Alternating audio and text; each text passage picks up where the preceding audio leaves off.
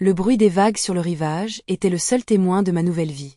Assise sur la terrasse de notre villa à Cassis, le soleil caressait mon visage, un doux contraste avec la froideur qui avait autrefois régné dans mon cœur. J'avais 62 ans, un âge où l'on s'attendrait à une retraite paisible, mais mon parcours avait été tout sauf ordinaire. La loterie avait changé ma vie, transformant une existence modeste en une opulence inattendue. Mais ce gain, cette bénédiction apparente, avait révélé la noirceur tapie dans l'ombre la plus proche, celle de mon propre fils, Julien. Je me souviens encore de la terreur glaciale qui m'avait envahi lorsqu'une intuition, une de ces certitudes étranges qui vous traversent l'esprit sans explication rationnelle, m'avait alerté. Julien, mon enfant unique, celui pour qui j'aurais donné ma vie, avait planifié ma fin. L'argent, bien sûr. Toujours l'argent. Il avait vu dans ma victoire un moyen facile de s'enrichir, sans égard pour le lien qui nous unissait. Il avait conçu un plan sournois, un piège mortel dissimulé sous les apparences d'une aide bienveillante. Mais la vie, dans sa complexité, m'avait accordé une grâce supplémentaire, celle de la clairvoyance. J'avais senti le danger rôder, une menace invisible mais palpable. J'avais observé Julien, ses silences lourds, ses regards fuyants, sa manière de manipuler les conversations. Mon expérience de vie, mes années à naviguer les complexités des relations humaines, m'avaient donné des outils que mon fils n'avait jamais soupçonnés. Je n'étais pas une proie facile. Au lieu de céder à la panique, une détermination froide s'était emparée de moi. J'avais retourné la situation, méthodiquement, patiemment. Chaque indice, chaque parole échappée, avait été une pièce du puzzle que je reconstituais. Je l'avais laissé croire qu'il avait le contrôle, qu'il tissait sa toile sans que je m'en aperçoive. Le jour où il avait cru son plan prêt à être exécuté, j'étais prête à le déjouer. Et je l'avais fait. Le coup qu'il avait voulu me porter, je l'avais retourné contre lui, le laissant dépouillé de tout, un homme ruiné par sa propre cupidité. La justice, dans sa forme la plus personnelle, avait été rendue. Et moi, je pouvais enfin respirer. La sérénité retrouvée n'était pas une fin en soi, mais le prélude à une nouvelle ère. L'onde de choc provoquée par la trahison de Julien s'était dissipée, laissant derrière elle une clarté d'esprit cristalline. Ce n'était pas tant la ruine financière de mon fils qui me procurait une satisfaction, aussi amère soit-elle, mais la confirmation de ma propre résilience. L'expérience m'avait appris à lire entre les lignes, à déceler les mensonges derrière les sourires forcés, à sentir le danger avant qu'il ne frappe. J'avais traversé des tempêtes bien avant cette dernière, des épreuves qui avaient forgé mon caractère, affûté mon intuition. La victoire à la loterie n'avait été qu'un catalyseur, révélant une vérité enfouie sous des années de déni familial. Julien avait toujours été un enfant difficile, sujet à des accès de colère et à une possessivité malsaine envers ce qu'il considérait comme lui appartenant de droit. L'argent, ce doux poison, avait simplement exacerbé ses pires penchants. Après avoir réglé les derniers détails administratifs et légaux, des démarches fastidieuses mais nécessaires pour sceller le sort de Julien et protéger mon avenir, j'avais ressenti le besoin de prendre du recul, de me défaire de l'environnement qui avait été le théâtre de cette sombre pièce. Cassis, avec sa beauté pittoresque et ses calanques bleutées, offrait un cadre idéal pour cette introspection. Les journées s'écoulaient doucement, rythmées par le chant des cigales et le murmure incessant des vagues. Je passais des heures sur la terrasse, un livre ouvert sur mes genoux, mais mes pensées vagabondaient souvent, revisitant les événements avec une distance nouvelle. Je n'étais plus la victime effrayée, mais l'architecte de ma propre survie. La villa, acquise grâce à ma nouvelle fortune, était devenue mon sanctuaire. Ses murs blancs immaculés, baignés de lumière méditerranéenne, semblaient absorber les ombres du passé. Le jardin, luxuriant et parfumé, avec ses oliviers centenaires et ses bougainvilliers éclatants, était une ode à la vie, un écho à la renaissance que je vivais. Un après-midi, alors que le soleil déclinait, projetant de longues ombres dorées sur la mer scintillante, une silhouette familière apparut à l'horizon, remontant le chemin sinueux menant à la propriété. Mon cœur fit un bond étrange, un mélange d'appréhension et de curiosité. C'était Marc. Je l'avais rencontré quelques mois auparavant, bien avant que ma vie ne bascule, lors d'une de mes rares escapades à Paris. Il était architecte, un homme d'une élégance discrète, doté d'un regard profond qui semblait lire en moi. Notre rencontre avait été fortuite, une conversation anodine dans un café parisien qui s'était prolongée pendant des heures. Il possédait une douceur et une sérénité qui m'avaient immédiatement apaisé, un contraste saisissant avec le tumulte intérieur que je portais alors. Nous avions échangé nos coordonnées, promettant de nous revoir, une promesse qui avait été balayée par la tourmente familiale. Aujourd'hui, sa présence ici, à Cassis, était une surprise totale. Il avait trouvé mon adresse. Comment? Il s'avança, un sourire timide aux lèvres, tenant à la main un bouquet de lavande fraîchement cueilli. L'odeur subtile emplit l'air tandis qu'il s'approchait. Il portait un simple pantalon de lin et une chemise ouverte, dégageant une aura de décontraction étudiée. « J'espérais vous trouver, » dit-il, sa voix grave résonnant doucement dans le silence de l'après-midi. « J'étais dans la région pour un projet et j'ai pensé à vous. J'espère que je ne dérange pas. » Son regard était sincère, dénué de toute arrière-pensée. Il n'était pas au courant de mes malheurs, de la métamorphose radicale de mon existence. Pour lui, j'étais toujours cette femme rencontrée dans un café parisien, une rencontre éphémère qui avait pourtant laissé une empreinte durable. Je l'invitai à s'asseoir, un léger sourire se dessinant sur mes lèvres. Le destin, parfois, avait un sens de l'humour bien particulier, orchestrant des rencontres au moment où l'on s'y attend le moins, offrant des bouffées d'air frais lorsque l'on suffoque sous le poids des épreuves. La conversation s'engagea timidement, puis devint plus fluide, nos voix se mêlant au chant des vagues. Il me parlait de son travail, des défis de la restauration d'un vieux mas provençal, tandis que je l'écoutais, captivé par sa passion et sa tranquillité. Il n'y avait aucune trace de la noirceur que j'avais côtoyée de si près. Il représentait un monde différent, un havre de paix loin des tempêtes que j'avais affrontées. La présence de Marc commençait à dissiper les dernières brumes de mon anxiété, ouvrant une brèche dans le mur de solitude que j'avais érigé autour de moi. Le soleil, maintenant bas sur l'horizon, peignait le ciel de teintes orangées et pourpres, un spectacle grandiose qui semblait saluer cette nouvelle rencontre, ce nouveau chapitre qui s'ouvrait, loin des ombres du passé. Marc s'attarda sur la terrasse, son regard balayant l'horizon azur. Le soleil, désormais bas, jetait des reflets dorés sur la mer, embrasant le ciel de nuances chaudes. L'air était empli du parfum entêtant de la lavande qu'il m'avait offerte, un arôme doux et réconfortant qui semblait laver les dernières traces de mes tourments. Sa présence était une encre inattendue dans le tumulte de mes pensées. Il parlait de son projet, de la restauration d'un vieux mas provençal, de la beauté brute des pierres ancestrales qu'il s'efforçait de faire revivre.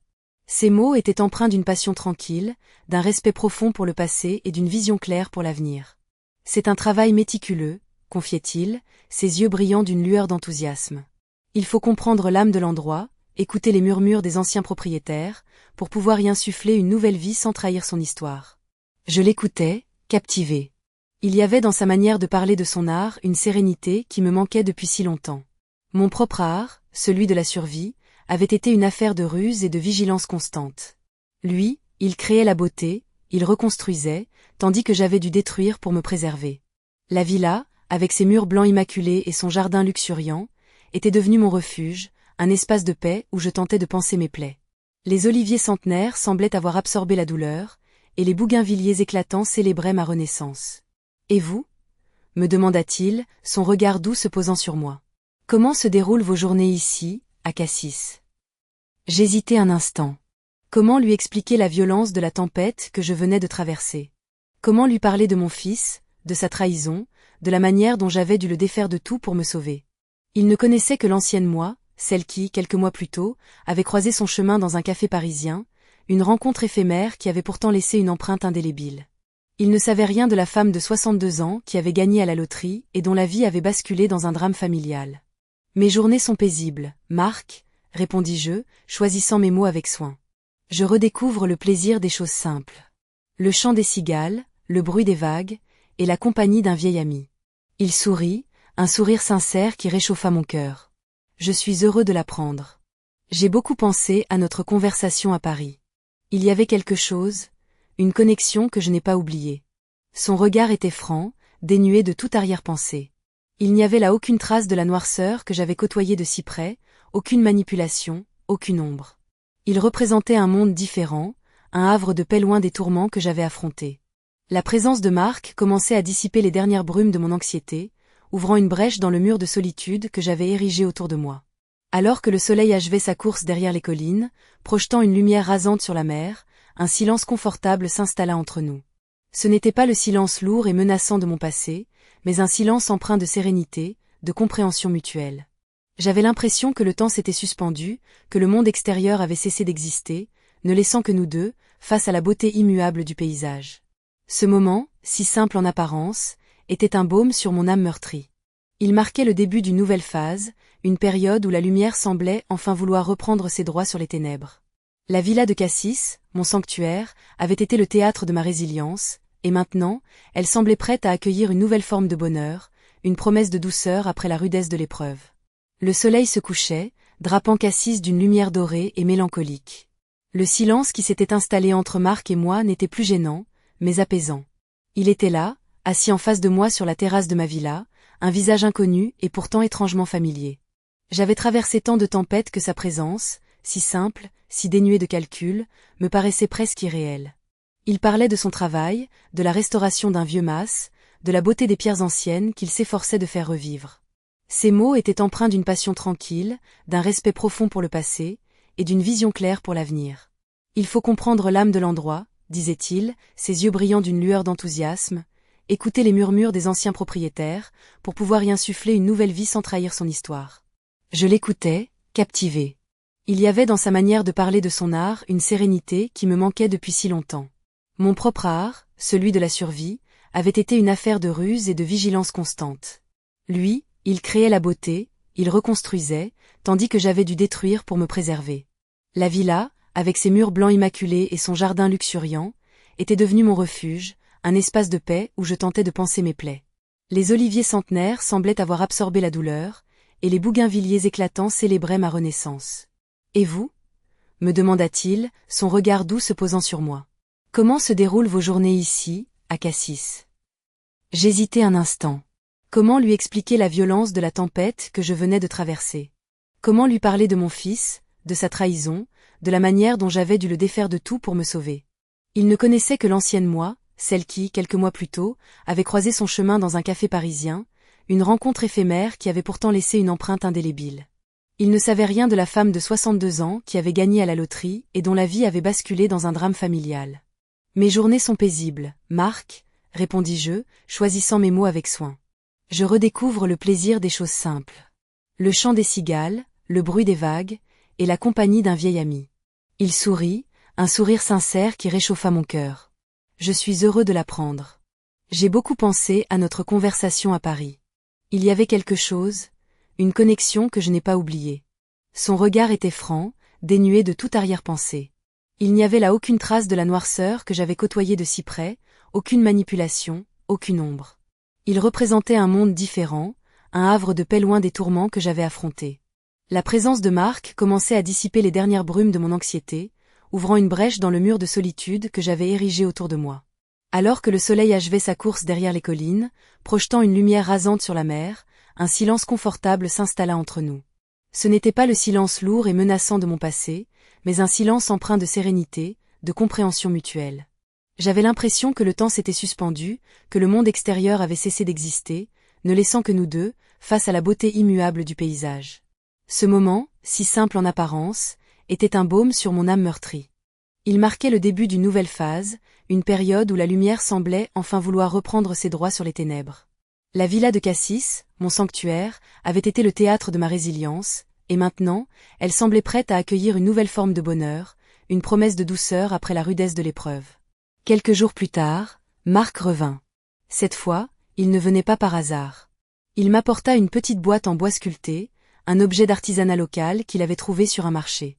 À l'intérieur, une broche délicate en forme de lavande, dont les pétales étaient sertis de minuscules saphirs bleus. « Pour vous, » dit-il, son regard intense. « Pour accompagner la beauté de votre nouvelle vie. » Je pris la broche, mes doigts effleurant les siens.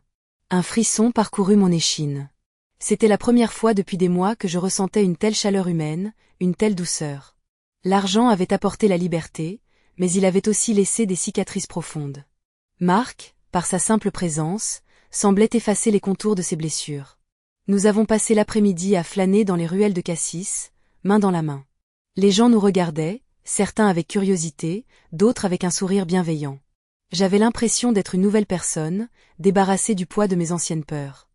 J'avais appris à vivre avec mon passé, à ne plus le laisser dicter mon présent. Marc ne me posait pas de questions sur Julien, sur ce qui s'était passé.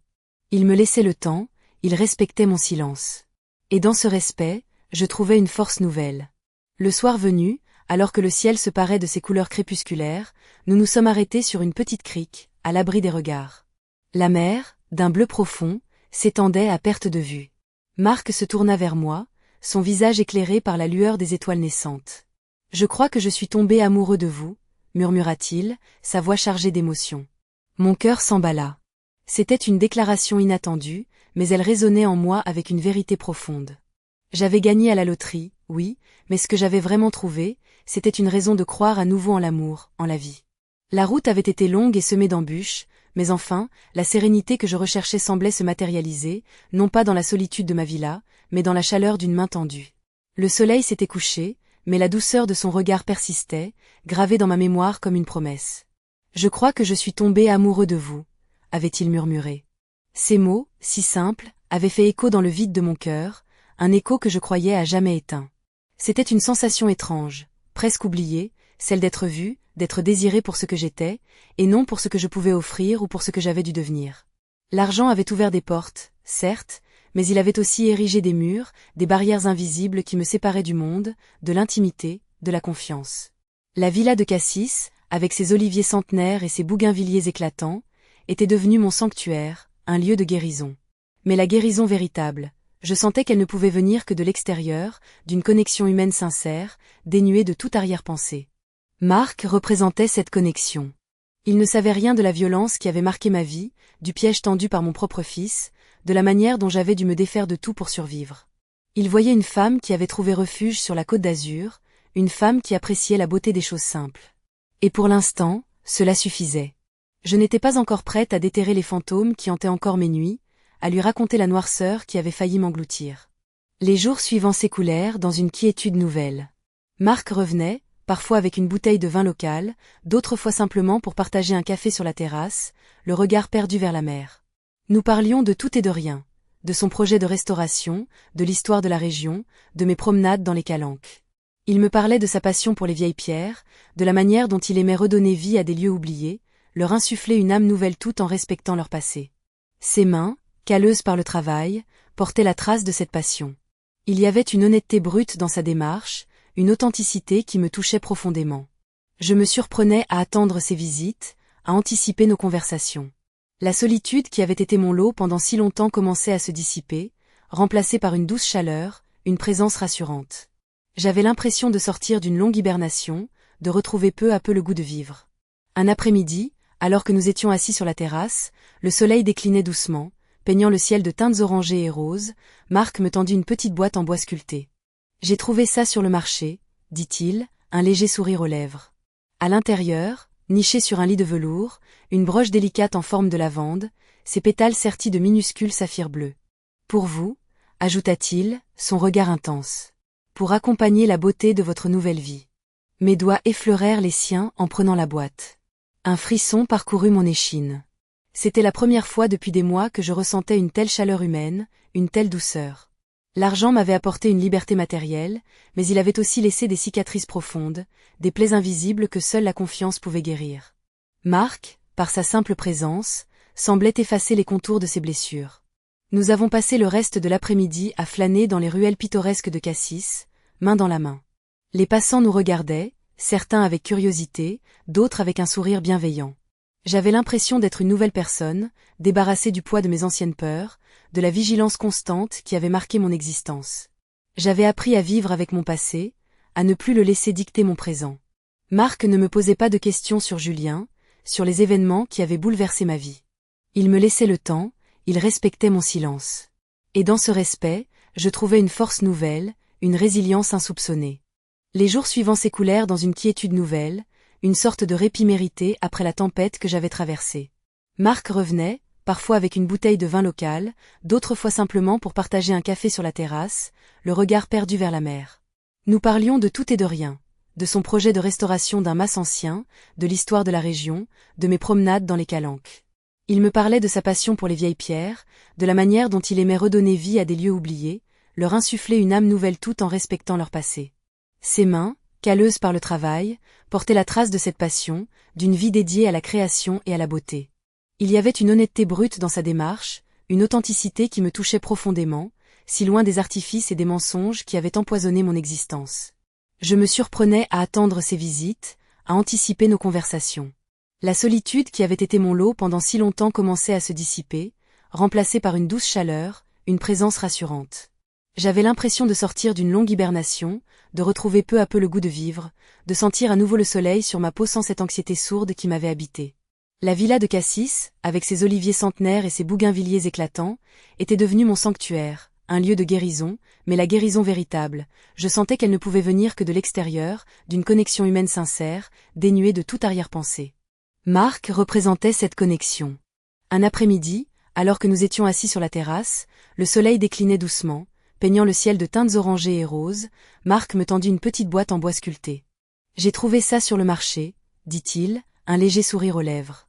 À l'intérieur, nichée sur un lit de velours, une broche délicate en forme de lavande, ses pétales sertis de minuscules saphirs bleus. « Pour vous », ajouta-t-il, son regard intense. « Pour accompagner la beauté de votre nouvelle vie. » Mes doigts effleurèrent les siens en prenant la boîte. Un frisson parcourut mon échine. C'était la première fois depuis des mois que je ressentais une telle chaleur humaine, une telle douceur. L'argent m'avait apporté une liberté matérielle, certes, mais il avait aussi laissé des cicatrices profondes, des plaies invisibles que seule la confiance pouvait guérir. Marc, par sa simple présence, semblait effacer les contours de ses blessures, comme si sa bienveillance pouvait réparer ce que la trahison avait brisé. Nous avons passé le reste de l'après-midi à flâner dans les ruelles pittoresques de Cassis, main dans la main. Les passants nous regardaient, certains avec curiosité, d'autres avec un sourire bienveillant. J'avais l'impression d'être une nouvelle personne, débarrassée du poids de mes anciennes peurs, de la vigilance constante qui avait marqué mon existence. J'avais appris à vivre avec mon passé, à ne plus le laisser dicter mon présent. Marc ne me posait pas de questions sur Julien, sur les événements qui avaient bouleversé ma vie.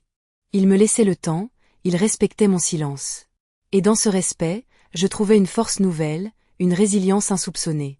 La mer, d'un bleu profond, s'étendait à perte de vue, et pour la première fois depuis longtemps, je me sentais en paix, à la fois avec moi-même et avec le monde. La brise marine, porteuse des effluves salins et des senteurs de pin, venait caresser mon visage. Ce n'était plus la morsure du vent hivernal, mais une caresse douce, presque une invitation à me laisser aller. Assise sur le muret de la terrasse de la villa, le regard perdu vers l'horizon où le bleu du ciel se fondait dans celui de la mer, je savourais cette quiétude retrouvée. Les jours s'étaient écoulés, rythmés par la présence discrète mais rassurante de Marc. Nous avions partagé d'autres cafés au soleil couchant, d'autres promenades le long du sentier des douaniers, où le bruit des vagues venait ponctuer nos silences complices. Il avait cette façon de parler de son travail, de la restauration des vieilles bâtisses, qui me fascinait. Il y avait dans ses yeux une flamme, celle de la passion pour ce qu'il faisait, pour ce qu'il construisait, pour ce qu'il sauvait de l'oubli. Ses mains, souvent tachées de terre ou de peinture, semblaient porter l'histoire de chaque pierre qu'il touchait. Un matin, alors que je me promenais près du port, absorbé par la danse des voiliers et le cri des mouettes, je l'ai aperçu. Julien. Il était là, à quelques mètres, le regard vide, l'air hagard. Mon cœur s'est serré, non pas de peur, mais d'une tristesse infinie. Il avait l'air si différent de l'homme qu'il avait été, de ce fils que j'avais aimé. La déchéance avait laissé des traces profondes sur son visage, creusé des sillons d'amertume et de désespoir. Il ne m'a pas vu, ou peut-être a-t-il fait semblant. Il a continué son chemin, l'air perdu, comme un fantôme errant dans un monde qui ne lui appartenait plus. Je suis retourné à la villa, le cœur lourd. La beauté de ce paysage, la douceur de l'air, tout me semblait soudain teinté d'une mélancolie diffuse. J'ai pensé à tout ce qui avait été brisé, à tout ce qui avait été perdu. L'argent, ce voile épais qui m'avait protégé, m'avait aussi isolé. Il avait créé une distance, une bulle de verre entre moi et le monde, entre moi et mes proches. Et au milieu de cette opulence, j'avais failli perdre la vie, assassiné par celui-là même qui m'avait donné la vie. La ironie était cruelle. Marc est venu ce jour-là, comme à son habitude. Il m'a trouvé sur la terrasse, le regard absent. Il ne m'a pas posé de questions. Il s'est assis près de moi, a posé sa main sur mon bras, un geste simple, réconfortant. « Vous semblez ailleurs aujourd'hui », a-t-il murmuré, sa voix douce comme une caresse. J'ai hoché la tête, incapable de parler. Il a sorti de sa poche une petite olive en bois sculpté, un travail délicat, au reflet chaud. Pour vous. Un petit souvenir de Cassis. J'ai pris l'objet dans ma main, sentant la douceur du bois poli par le temps et le travail. C'était un geste d'une simplicité désarmante, mais il portait en lui une tendresse qui m'a ému aux larmes. J'ai levé les yeux vers lui, un sourire tremblant aux lèvres. Il ne savait rien de mon passé, de la violence qui avait failli me consumer, de la lâcheté de mon propre fils. Il voyait une femme qui avait trouvé refuge sur la côte, une femme qui appréciait les choses simples. Et dans son regard, je ne lisais que bienveillance et une affection naissante. Ce jour-là, j'ai compris que la véritable richesse ne se mesurait pas en euros, mais en ces instants précieux, en ces gestes sincères qui redonnent un sens à l'existence. La mer, imperturbable, continuait de dérouler son tapis bleu sous le soleil déclinant, témoin silencieux de cette fragile renaissance. La rencontre avec Julien au port avait laissé une trace indélébile, une tristesse sourde qui s'était invitée dans mes pensées. Les jours suivants, malgré la douceur retrouvée de ma vie à Cassis, malgré la présence rassurante de Marc, une ombre persistait. Je revoyais son visage décharné, ses yeux vides, et je me demandais comment j'avais pu en arriver là. Comment le fil de l'amour maternel avait pu se distendre à ce point, se rompre sous le poids de l'avidité et de la folie. Marc venait toujours, apportant avec lui cette lumière simple qui dissipait une partie de mon chagrin. Nous continuions nos promenades, nos conversations légères sur les vieilles pierres qu'il aimait tant. Il me parlait de son dernier chantier, un mas provençal à quelques kilomètres de là, dont il s'évertuait à redonner le lustre d'antan. Il y avait dans sa voix une passion contagieuse, une joie sincère à faire revivre un patrimoine endormi. Ses mains, toujours un peu terreuses, racontaient cette histoire. Je me surprenais à le regarder longuement, à apprécier la franchise de son regard, la rectitude de ses gestes. Il était l'antithèse de tout ce que j'avais connu dans mon ancienne vie, de ce mensonge organisé qui m'avait mené au bord du précipice. Un après-midi, alors que nous étions assis sur la terrasse, le soleil déclinait, embrasant le ciel de couleur chaude, Marc me tendit un petit carnet relié de cuir vieilli. « J'ai pensé que ça vous plairait, » dit-il, son sourire timide. C'est un carnet de croquis que j'ai trouvé dans une vieille malle lors de la restauration d'une bastide. Il y a des dessins magnifiques de la région, des paysages, des scènes de vie d'autrefois. J'ouvris le carnet avec précaution. Les dessins étaient d'une finesse remarquable, capturant l'essence de la Provence avec une sensibilité rare. Des lavandières au bord d'un ruisseau, des marchés animés, des vues des calanques avant qu'elles ne soient envahies par les touristes. C'était comme un voyage dans le temps, une plongée dans une histoire oubliée. C'est magnifique, Marc. Merci. Ma voix était empreinte d'une émotion sincère. Ce cadeau, si simple et pourtant si précieux, témoignait de sa capacité à percevoir ce qui pouvait toucher mon âme. Il ne cherchait pas à m'impressionner, il cherchait simplement à partager un peu de beauté. Ce jour-là, alors que nous feuilletons ensemble ce trésor, j'ai ressenti un apaisement profond. La tristesse liée à Julien ne s'était pas envolée, mais elle était comme recouverte d'une fine couche de sérénité. La présence de Marc était un baume, une douceur qui effleurait mes blessures sans jamais les rouvrir. Nous avons passé le reste de l'après-midi à discuter des dessins, à imaginer la vie de l'artiste qui les avait créés. J'avais l'impression que le temps s'étirait, doux et paisible, loin des tourments passés. La mer, toujours là, imperturbable, semblait murmurer des secrets anciens, des histoires de résilience et de renouveau. Le soleil, descendant lentement vers l'horizon, projetait de longues ombres sur la terrasse, enveloppant notre conversation d'une lumière dorée. J'ai pris une profonde inspiration, sentant l'air marin remplir mes poumons. Pour la première fois depuis des mois, je ne me sentais plus seule face à mon passé. J'avais trouvé un allié, un compagnon de route dans cette nouvelle existence.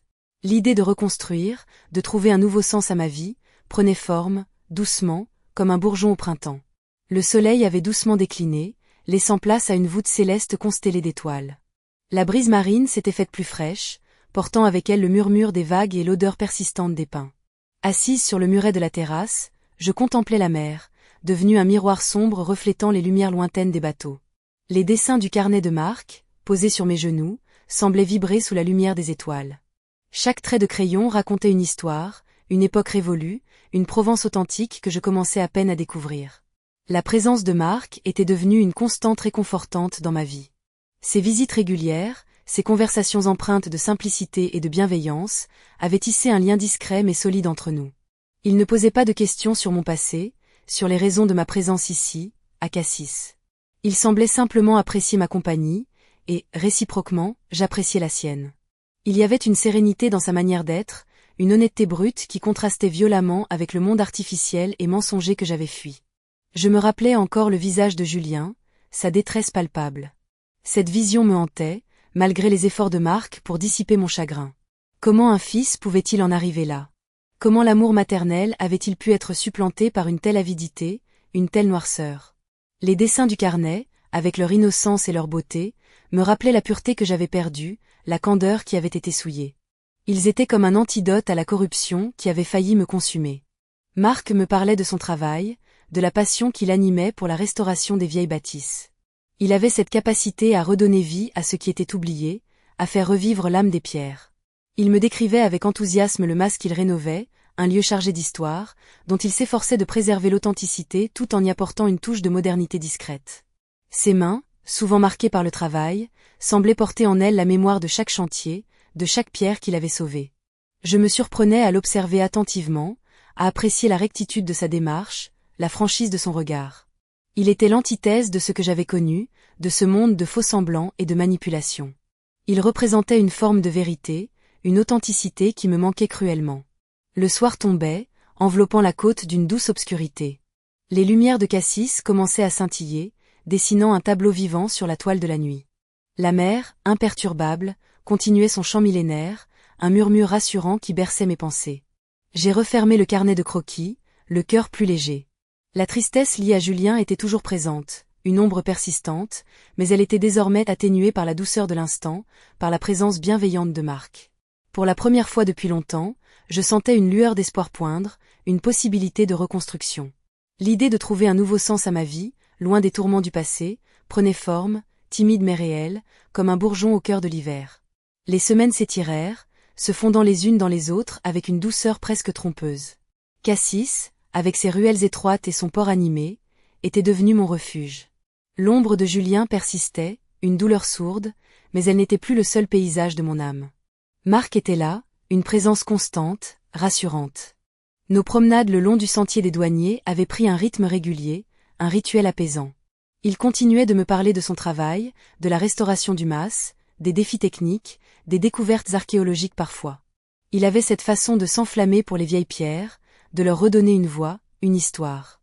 Je l'écoutais, absorbé, trouvant dans son discours une forme de vérité simple, loin des artifices et des mensonges qui avaient jadis empoisonné mon existence. Un après-midi, alors que nous faisions une pause près d'une crique isolée, le soleil tapant fort, il s'est arrêté de parler. Il m'a regardé avec une intensité nouvelle, ses yeux bleus perçant le voile de ma mélancolie. « Vous savez, a-t-il commencé, sa voix plus grave que d'habitude, je pense que vous avez beaucoup de choses à partager. Votre expérience, votre regard sur le monde, ce carnet de croquis, par exemple, il a réveillé quelque chose en vous, n'est-ce pas ?» J'ai hoché la tête, surprise par sa perspicacité. Il avait raison. Ses dessins, cette plongée dans une Provence d'antan, m'avaient rappelé une part de moi-même que je croyais perdue. J'ai toujours aimé écrire, ai-je murmuré, une confession presque timide. Avant tout cela. Marc a souri, un sourire doux qui a effleuré mes lèvres. Peut-être est-il temps de reprendre ce fil. Ici, à Cassis, loin de tout ce qui vous a fait souffrir, vous avez l'espace pour cela. Il a sorti de sa poche un petit carnet vierge, à la couverture de cuir usé, similaire à celui qu'il m'avait offert. Pour vous. Pour vos pensées. Pour vos histoires. Ce geste simple m'a profondément touché. C'était plus qu'un carnet, c'était une invitation. Une invitation à me reconstruire, à trouver une nouvelle voie, une nouvelle vie. J'ai senti une chaleur monter en moi, une lueur d'espoir renaissante. La douleur liée à Julien était toujours là, une cicatrice invisible, mais elle ne définissait plus mon avenir. L'image de son visage décharné, de ses yeux vides, s'estompait légèrement, remplacée par la douceur du regard de Marc, par la promesse de ce nouveau départ. La mer, en contrebas, continuait son murmure éternel, comme pour me souhaiter bonne chance. Les pins, balayés par la brise, semblaient chuchoter des encouragements. J'ai pris le carnet des mains de Marc, mes doigts effleurant sa peau calleuse, un contact rassurant, authentique. J'ai senti le poids de ce nouveau chapitre s'installer, non pas comme un fardeau, mais comme une promesse de légèreté. La vie à Cassis, avec Marc, prenait un sens nouveau, celui de la résilience et de la reconstruction. J'étais prête à écrire la suite de mon histoire. Le carnet entre mes mains, je sentais une force nouvelle, une promesse silencieuse. Les jours suivants furent une parenthèse douce, une échappée belle loin des tourments qui avaient failli me briser. Je me levais chaque matin avec une légèreté inhabituelle, le soleil de Cassis caressant ma peau comme une caresse rassurante. Les promenades avec Marc le long du sentier des douaniers devinrent plus qu'un rituel. Elles étaient une invitation à redécouvrir le monde, à en apprécier la beauté simple et profonde. Il continuait de me parler de son travail, de ce mas qu'il rénovait avec une passion contagieuse. J'aimais l'écouter décrire la manière dont il redonnait vie aux pierres anciennes, comment il déchiffrait les secrets qu'elles renfermaient. Ses mains, souvent couvertes de poussière de chaux ou marquées par les outils, portaient en elles la trace d'un travail honnête, d'une vie ancrée dans le concret. Je me surprenais à observer la rectitude de sa posture, la franchise de son regard quand il me parlait, une sincérité qui contrastait si violemment avec le mensonge et la duplicité que j'avais côtoyés. Il représentait une encre, une vérité brute dans un océan de faux-semblants. Un après-midi, Alors que nous étions attablés à la terrasse d'un petit café ombragé, le parfum des pains se mêlant à celui du café fraîchement moulu, Marc m'a posé une question qui a fait ressurgir une vague de souvenirs, teintée d'une tristesse sourde mais désormais gérable. Vous avez mentionné avoir aimé écrire, avant tout cela. Qu'est-ce qui vous a éloigné de cette passion? Sa voix était douce, dénuée de jugement, juste une curiosité sincère. J'ai hésité un instant, le poids des années s'abattant sur moi. J'ai repensé à cette époque où les mots coulaient librement, où mon imagination n'était pas encore gangrenée par la peur et la méfiance. J'ai revu le visage de Julien, non pas celui, décharné et avide, mais celui de l'enfant que j'avais aimé, celui dont les rires avaient autrefois empli ma maison. La douleur était là, une cicatrice indélébile, mais elle n'était plus une plaie ouverte. Elle était devenue une partie de moi, une leçon durement apprise. La vie, Marc, ai-je répondu, ma voix un peu rauque. La vie, et surtout, ce qu'elle m'a réservé. Les choix que j'ai dû faire, les sacrifices. Il y a eu une période où il fallait être forte, où toute faiblesse était une invitation à la destruction. L'écriture, c'était une vulnérabilité que je ne pouvais plus me permettre. J'ai regardé le petit carnet qu'il m'avait offert, posé sur la table entre nous. Sa couverture de cuir usé semblait m'appeler, me tendre la main. Mais vous avez raison, ai-je ajouté, un sourire timide naissant sur mes lèvres. C'est peut-être le moment de reprendre ce fil. De laisser ces vieilles pierres parler, mais aussi de laisser ma propre voix résonner. Marc a posé sa main sur la mienne, un geste simple, empreint d'une profonde bienveillance. Je crois en vous, a-t-il dit, ses yeux bleus reflétant la lumière du soleil. Vous avez traversé tant d'épreuves, et pourtant, vous êtes là, debout. Il y a une force incroyable en vous. Laissez-la s'exprimer. J'ai senti une chaleur monter en moi, une confiance nouvelle. Ce n'était pas seulement le soutien de Marc, c'était aussi une prise de conscience. La douleur liée à Julien était une partie de mon histoire, mais elle n'en était pas le seul chapitre. Il y avait d'autres pages à écrire, d'autres récits à partager. L'idée de coucher sur le papier mes pensées, mes souvenirs, mes réflexions sur cette nouvelle vie à Cassis, prenait forme, solide et rassurante. Le chemin serait peut-être encore long, parsemé d'ombres passagères, mais pour la première fois depuis des années, je sentais que je marchais vers la lumière, guidé par une nouvelle forme de sérénité, une résilience forgée dans l'adversité. La mer, en contrebas, continuait son chant immuable, un murmure de fond qui accompagnait ma renaissance. Les pins, balayés par la brise, semblaient murmurer des encouragements, comme si la nature elle-même célébrait ce nouveau départ. Les jours suivants furent empreints d'une douceur nouvelle. Le carnet que Marc m'avait offert reposait sur ma table de chevet, une promesse silencieuse, une invitation à renouer avec une partie de moi que j'avais cru perdue à jamais. Je le regardais souvent, sentant le cuir usé sous mes doigts, une texture familière et rassurante. L'idée de remplir ces pages de mes pensées, de mes souvenirs, de mes espoirs, commençait à prendre forme, non pas comme une contrainte, mais comme une libération. Marc continuait de me parler de son mas, de la lente renaissance des pierres sous ses mains habiles. Ces récits étaient une musique pour mes oreilles, un antidote au silence pesant de mon passé. Il avait cette capacité à insuffler une âme aux bâtisses endormies, à leur redonner une voix. J'aimais le voir travailler, le dos courbé sous le soleil provençal, ses gestes précis et assurés. Il y avait une honnêteté dans sa démarche, une sincérité dans son regard bleu qui me touchait au plus profond de moi. Il était une encre dans ma vie, une présence solide qui me rappelait la beauté des choses simples, la valeur du travail bien fait, la vérité des sentiments sincères. Lors d'une de nos promenades habituelles, le long d'un sentier bordé de thym et de romarin, Marc s'est arrêté. Il m'a regardé, un sourire énigmatique aux lèvres.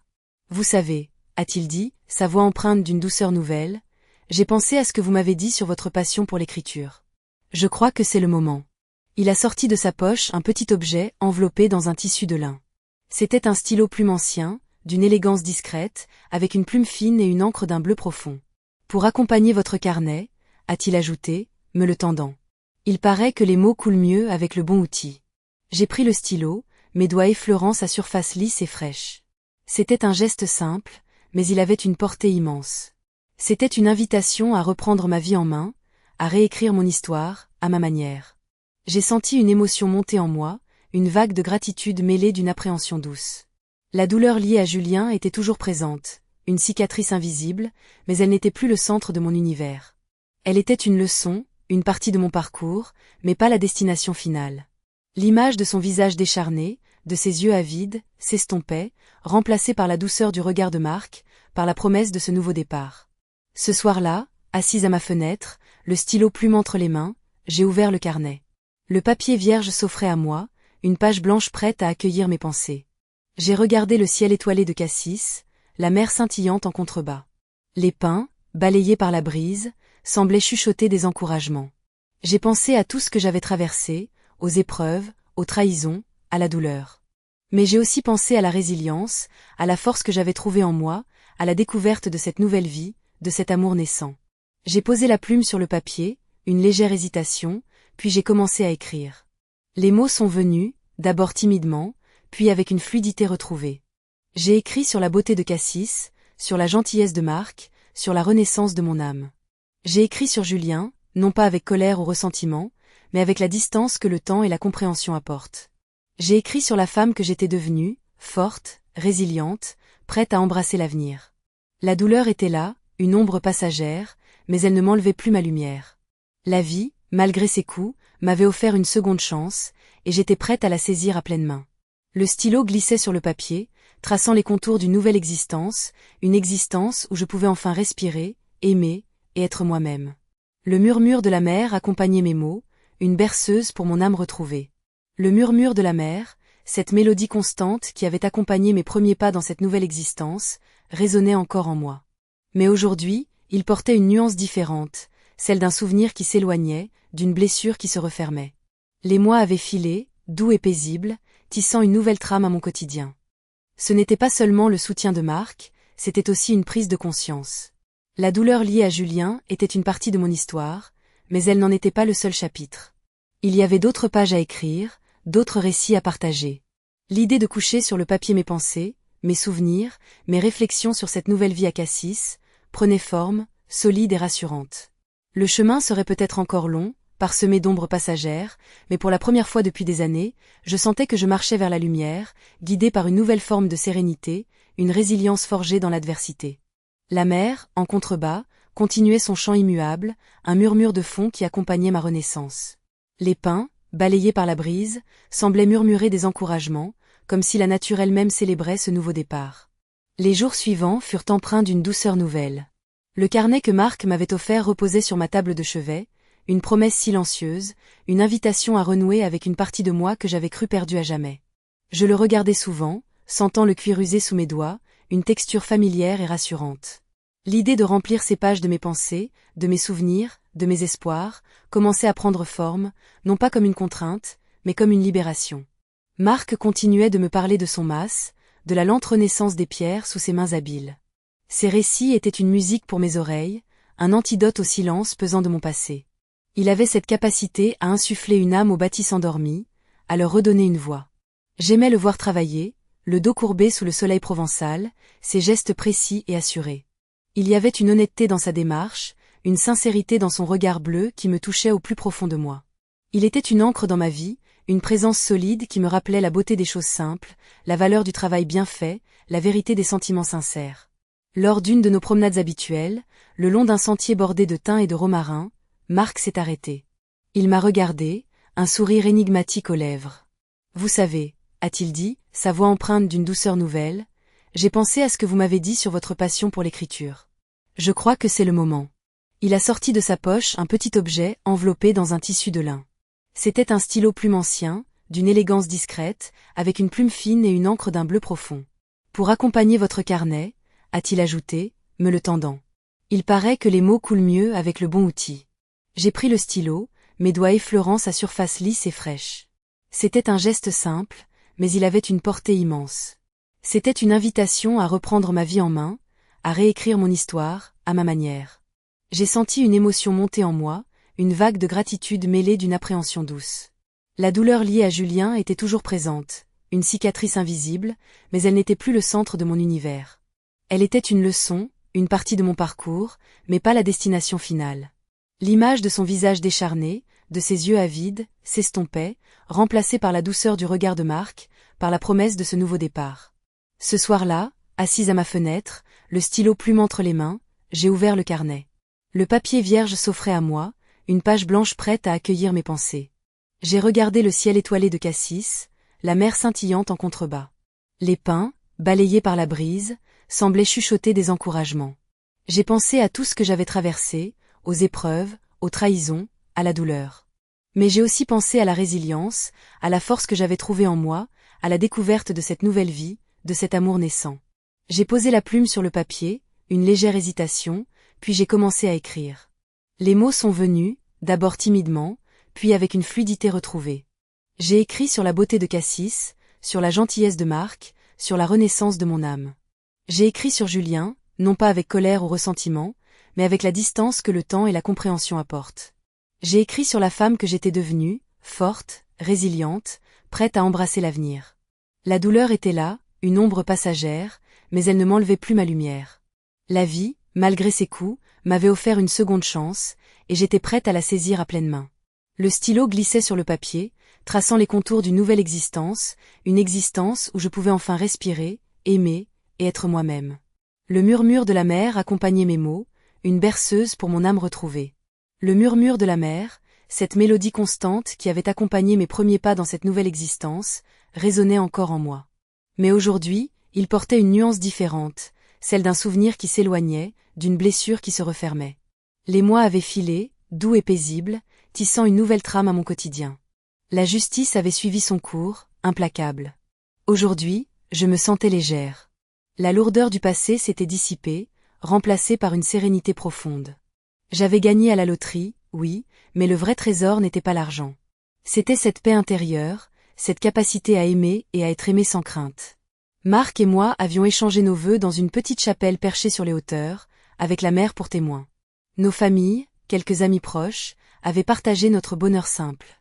J'avais retrouvé le plaisir des mots, la joie d'écrire, de raconter des histoires, de partager mes impressions sur ce paysage enchanteur, sur les rencontres qui jalonnaient ma nouvelle vie.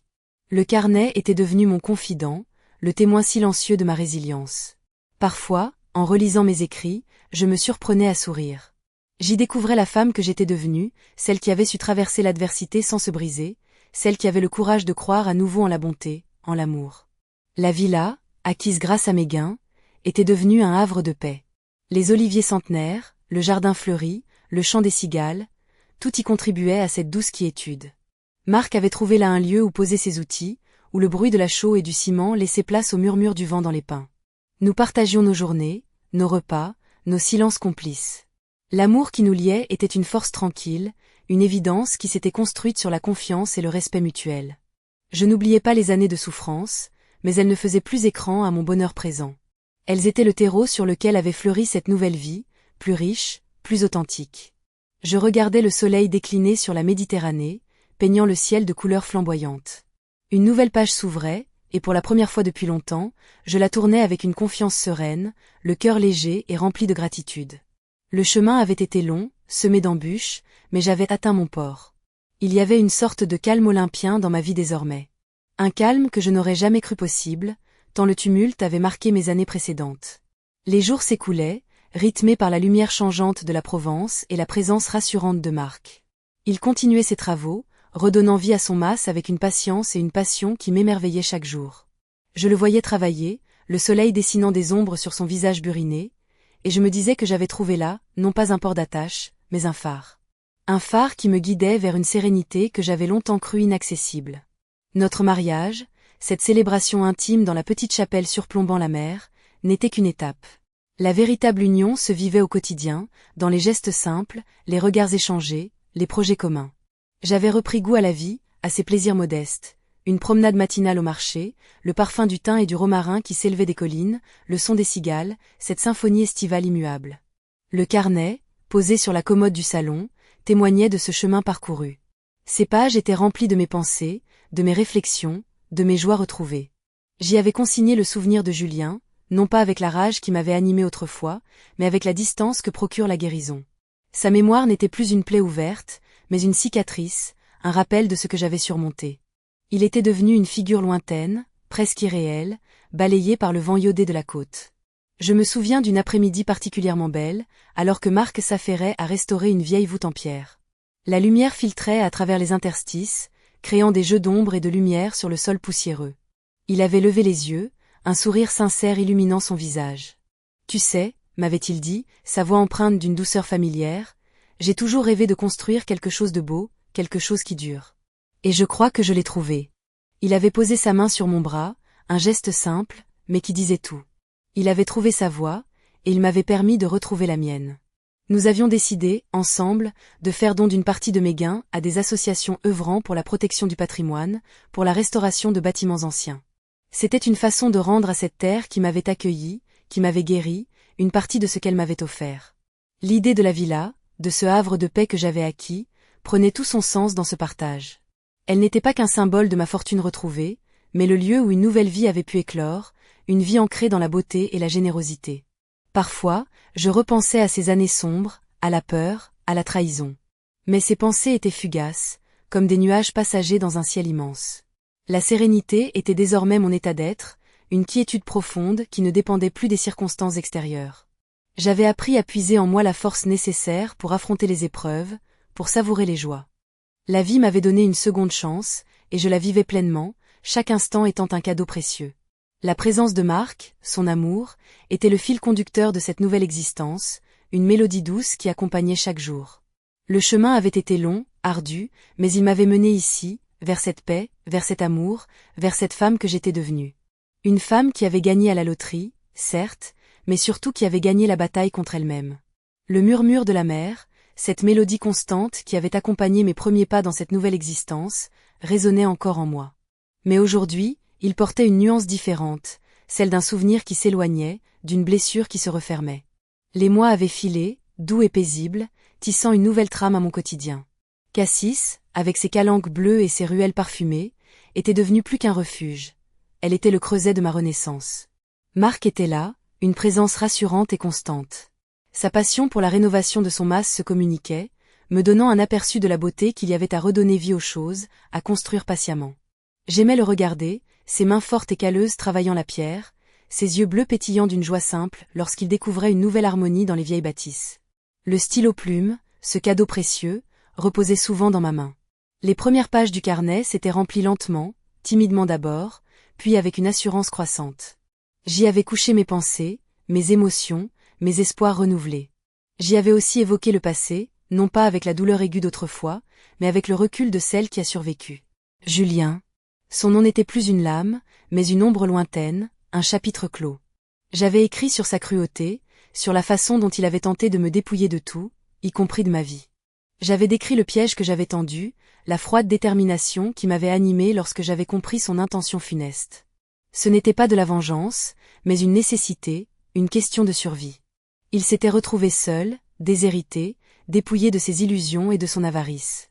La justice avait suivi son cours, implacable. Aujourd'hui, je me sentais légère. La lourdeur du passé s'était dissipée, remplacée par une sérénité profonde. J'avais gagné à la loterie, oui, mais le vrai trésor n'était pas l'argent. C'était cette paix intérieure, cette capacité à aimer et à être aimé sans crainte. Marc et moi avions échangé nos vœux dans une petite chapelle perchée sur les hauteurs, avec la mer pour témoin. Nos familles, quelques amis proches, avaient partagé notre bonheur simple. J'avais retrouvé le plaisir des mots, la joie d'écrire, de raconter des histoires, de partager mes impressions sur ce paysage enchanteur, sur les rencontres qui jalonnaient ma nouvelle vie. Le carnet était devenu mon confident, le témoin silencieux de ma résilience. Parfois, en relisant mes écrits, je me surprenais à sourire. J'y découvrais la femme que j'étais devenue, celle qui avait su traverser l'adversité sans se briser, celle qui avait le courage de croire à nouveau en la bonté, en l'amour. La villa, acquise grâce à mes gains, était devenue un havre de paix. Les oliviers centenaires, le jardin fleuri, le chant des cigales, tout y contribuait à cette douce quiétude. Marc avait trouvé là un lieu où poser ses outils, où le bruit de la chaux et du ciment laissait place au murmure du vent dans les pins. Nous partagions nos journées, nos repas, nos silences complices. L'amour qui nous liait était une force tranquille, une évidence qui s'était construite sur la confiance et le respect mutuel. Je n'oubliais pas les années de souffrance, mais elles ne faisaient plus écran à mon bonheur présent. Elles étaient le terreau sur lequel avait fleuri cette nouvelle vie, plus riche, plus authentique. Je regardais le soleil décliner sur la Méditerranée, peignant le ciel de couleurs flamboyantes. Une nouvelle page s'ouvrait, et pour la première fois depuis longtemps, je la tournais avec une confiance sereine, le cœur léger et rempli de gratitude. Le chemin avait été long, semé d'embûches, mais j'avais atteint mon port. Il y avait une sorte de calme olympien dans ma vie désormais. Un calme que je n'aurais jamais cru possible, tant le tumulte avait marqué mes années précédentes. Les jours s'écoulaient, rythmés par la lumière changeante de la Provence et la présence rassurante de Marc. Il continuait ses travaux, redonnant vie à son mas avec une patience et une passion qui m'émerveillaient chaque jour. Je le voyais travailler, le soleil dessinant des ombres sur son visage buriné, et je me disais que j'avais trouvé là, non pas un port d'attache, mais un phare. Un phare qui me guidait vers une sérénité que j'avais longtemps cru inaccessible. Notre mariage, cette célébration intime dans la petite chapelle surplombant la mer, n'était qu'une étape. La véritable union se vivait au quotidien, dans les gestes simples, les regards échangés, les projets communs. J'avais repris goût à la vie, à ses plaisirs modestes. Une promenade matinale au marché, le parfum du thym et du romarin qui s'élevait des collines, le son des cigales, cette symphonie estivale immuable. La vie m'avait donné une seconde chance, et je la vivais pleinement, chaque instant étant un cadeau précieux. La présence de Marc, son amour, était le fil conducteur de cette nouvelle existence, une mélodie douce qui accompagnait chaque jour. Le chemin avait été long, ardu, mais il m'avait mené ici, vers cette paix, vers cet amour, vers cette femme que j'étais devenue. Une femme qui avait gagné à la loterie, certes, mais surtout qui avait gagné la bataille contre elle-même. Le murmure de la mer, cette mélodie constante qui avait accompagné mes premiers pas dans cette nouvelle existence, résonnait encore en moi. Mais aujourd'hui, il portait une nuance différente, celle d'un souvenir qui s'éloignait, d'une blessure qui se refermait. Les mois avaient filé, doux et paisibles, tissant une nouvelle trame à mon quotidien. Cassis, avec ses calanques bleues et ses ruelles parfumées, était devenue plus qu'un refuge. Elle était le creuset de ma renaissance. Marc était là, une présence rassurante et constante. Sa passion pour la rénovation de son mas se communiquait, me donnant un aperçu de la beauté qu'il y avait à redonner vie aux choses, à construire patiemment. J'aimais le regarder, ses mains fortes et calleuses travaillant la pierre, ses yeux bleus pétillant d'une joie simple lorsqu'il découvrait une nouvelle harmonie dans les vieilles bâtisses. Le stylo plume, ce cadeau précieux, reposait souvent dans ma main. Les premières pages du carnet s'étaient remplies lentement, timidement d'abord, puis avec une assurance croissante. J'y avais couché mes pensées, mes émotions, mes espoirs renouvelés. J'y avais aussi évoqué le passé, non pas avec la douleur aiguë d'autrefois, mais avec le recul de celle qui a survécu. Julian. Son nom n'était plus une lame, mais une ombre lointaine, un chapitre clos. J'avais écrit sur sa cruauté, sur la façon dont il avait tenté de me dépouiller de tout, y compris de ma vie. J'avais décrit le piège que j'avais tendu, la froide détermination qui m'avait animé lorsque j'avais compris son intention funeste. Ce n'était pas de la vengeance, mais une nécessité, une question de survie. Il s'était retrouvé seul, déshérité, dépouillé de ses illusions et de son avarice. La justice avait suivi son cours, implacable. Aujourd'hui, je me sentais légère. La lourdeur du passé s'était dissipée, remplacée par une sérénité profonde. J'avais gagné à la loterie, oui, mais le vrai trésor n'était pas l'argent. C'était cette paix intérieure, cette capacité à aimer et à être aimé sans crainte. Marc et moi avions échangé nos vœux dans une petite chapelle perchée sur les hauteurs, avec la mer pour témoin. Nos familles, quelques amis proches, avaient partagé notre bonheur simple. J'avais retrouvé le plaisir des mots, la joie d'écrire, de raconter des histoires, de partager mes impressions sur ce paysage enchanteur, sur les rencontres qui jalonnaient ma nouvelle vie. Le carnet était devenu mon confident, le témoin silencieux de ma résilience. Parfois, en relisant mes écrits, je me surprenais à sourire. J'y découvrais la femme que j'étais devenue, celle qui avait su traverser l'adversité sans se briser, celle qui avait le courage de croire à nouveau en la bonté, en l'amour. La villa, acquise grâce à mes gains, était devenue un havre de paix. Les oliviers centenaires, le jardin fleuri, le chant des cigales, tout y contribuait à cette douce quiétude. Marc avait trouvé là un lieu où poser ses outils, où le bruit de la chaux et du ciment laissait place au murmure du vent dans les pins. Nous partagions nos journées, nos repas, nos silences complices. L'amour qui nous liait était une force tranquille, une évidence qui s'était construite sur la confiance et le respect mutuel. Je n'oubliais pas les années de souffrance, mais elles ne faisaient plus écran à mon bonheur présent. Elles étaient le terreau sur lequel avait fleuri cette nouvelle vie, plus riche, plus authentique.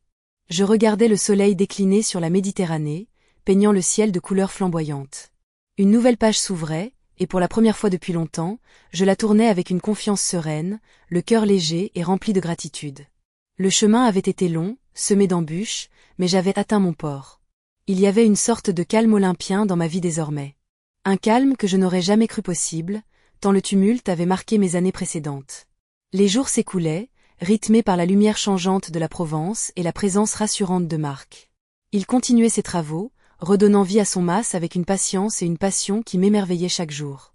Je le voyais travailler, le soleil dessinant des ombres sur son visage buriné, et je me disais que j'avais trouvé là, non pas un port d'attache, mais un phare.